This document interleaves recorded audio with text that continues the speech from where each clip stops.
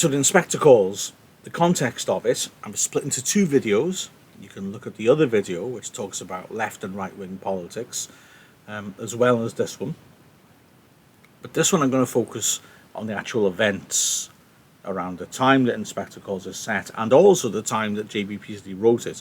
And that's the most important thing to remember. And Inspector Calls is set in 1912, but it's written in 1940. Priestley is writing it during the Blitz in London during the Second World War.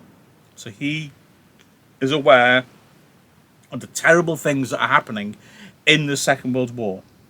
London being bombed relentlessly and Britain being drawn into another horrific conflict.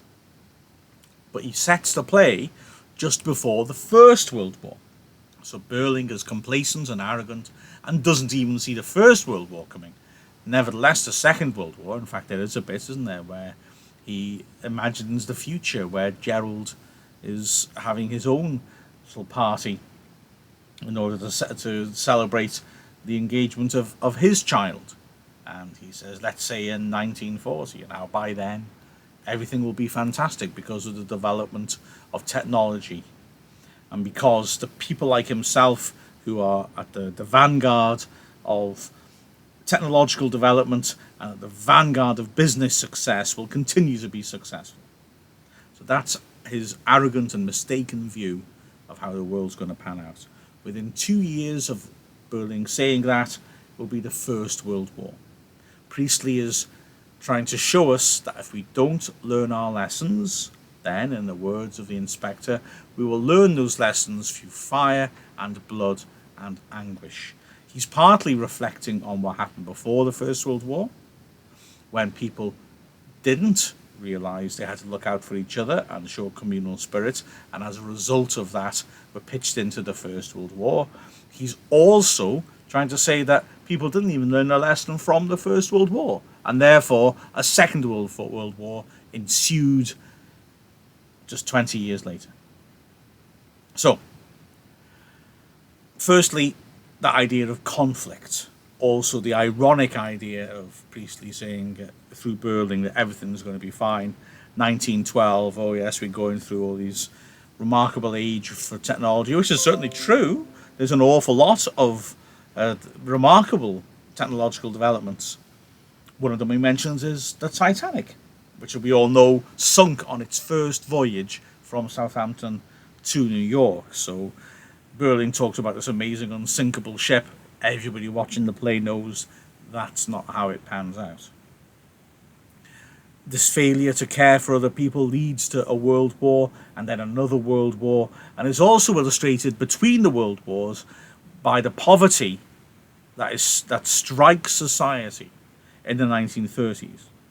So Priestley trying to make the point that the working class have not been treated well. The working class have been neglected between the wars and as a result are vulnerable. For example, you could look at the 1936 Jarrow March. Now, Jarrow is a little town near Newcastle, and when the local shipbuilders' yards were shut, Palmer's shipyards, there was massive unemployment. 1930s, as you'll know, were already a time when people had huge problems making ends meet, when unemployment was rife, and so there was a problem. Jarrow had massive unemployment, and so about 200 people from Jarrow decided they were going to march to London and present a petition to the government to say, please, can something be done?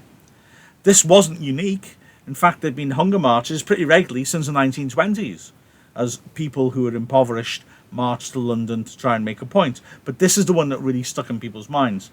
So over the space of 4 weeks, they marched all the way from the northeast down to London. Their final rally outside the Houses of Parliament attracted, by one journalist estimate, 50,000 people.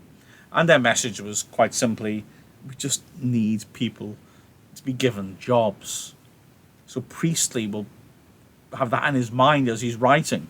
The number of people who are treated badly and not looked after by society and are poverty-stricken and driven to actions like walking the whole length of England to try and make their point. a classic example of society not looking after everybody, just looking after the rich.